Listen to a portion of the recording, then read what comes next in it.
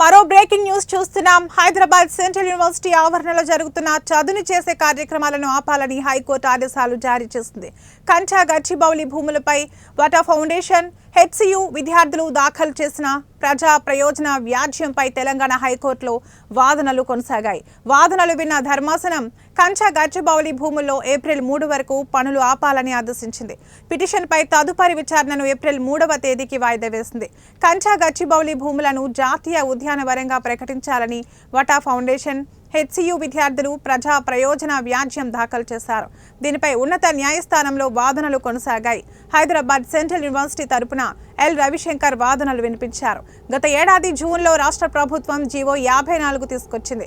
ఈ జీవో ప్రకారం 400 ఎకరాల ప్రభుత్వ భూమిని టీజీఐఐసికి ఇస్తున్నట్లు పేర్కొన్నారు. ఒకవేళ అది ప్రభుత్వ భూమి అయినా సుప్రీంకోర్టు తీర్పులకు లోబడే ప్రభుత్వాలు పనిచేయాల్సి ఉంటుంది. కంచా గచ్చిబౌలి భూముల వద్ద భారీ వాహనాలను ఉపయోగించి చెట్లను కొట్టేసి భూమిని చదును చేస్తున్నారు. సుప్రీంకోర్టు తీర్పు ప్రకారం అటవీ ప్రాంతాన్ని కొట్టివేయాలంటే నిపుణుల కమిటీ వేయాలి.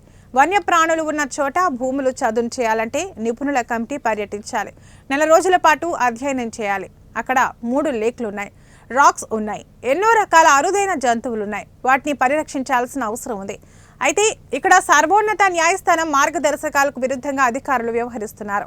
కొన్ని రోజులుగా ఈ భూముల దగ్గర ఉద్రిక్త పరిస్థితులు కొనసాగుతున్నాయని కోర్టుకు తెలిపారు. రాష్ట్ర ప్రభుత్వం తరపున ఏజీ సుదర్శన్ రెడ్డి వాదనలు వినిపించారు.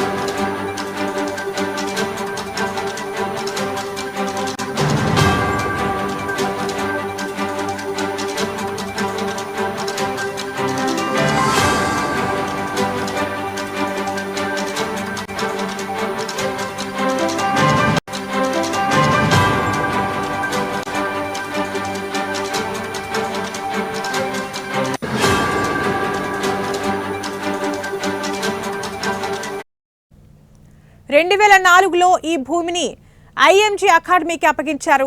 ఒప్పందం ప్రకారం ఐఎంజీ ఈ భూములను వినియోగించలేదు. దీంతో అప్పటి ప్రభుత్వం కేటాయింపును రద్దు చేసింది. ఆ భూముల్లో అటవీ భూమి అని ఎక్కడా లేదు. దీనికి అనుకుని ఉన్న హెచ్సియు భూముల్లో భారీ భవనాలు నిర్మించారు. 4 హెలిప్యాడ్లు ఉన్నాయి. హైదరాబాద్లోని చాలా ప్రాంతాల్లో పాములు, నెమళ్లు, చెట్లు ఉన్నాయి. పిటిషనర్ల వాదనల ప్రకారం ఆయా ప్రాంతాలను కూడా అటవీ భూములుగా ప్రకటించాల్సి ఉంటుంది. ఈ లెక్కన హైదరాబాద్ మహానగరంలో ఎక్కడా నిర్మాణాలు చేపట్టకూడదు అని ఏజీ వాదనలు వినిపించారు. ఇప్పటి వరకు ఈ భూమి అటవీ భూమి అని ఒక్క వాదన కూడా లేదు.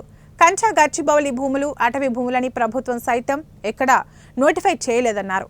ఇది పూర్తిగా పరిశ్రమలు, ఇతర అవసరాలకు కేటాయించిన స్థలం మాత్రమేనని, అటవీ భూమి కానే కాదన్నారు. నిజాం కాలం నుంచి ఈ భూమి ఇది బీడు భూమిగానే ఉందని కోర్టుకు తెలిపారు. అయితే ఈ 400 ఎకరాలు పరిశ్రమల భూమి అని రికార్డులో ఎక్కడైనా ఉందా అని హైకోర్టు ఏజీని ప్రశ్నించింది. సర్వే నంబర్ 25లో ఉన్న ఈ భూములను పలు అవసరాలకు కేటాయిస్తూ వచ్చారని న్యాయస్థానానికి తెలిపారు.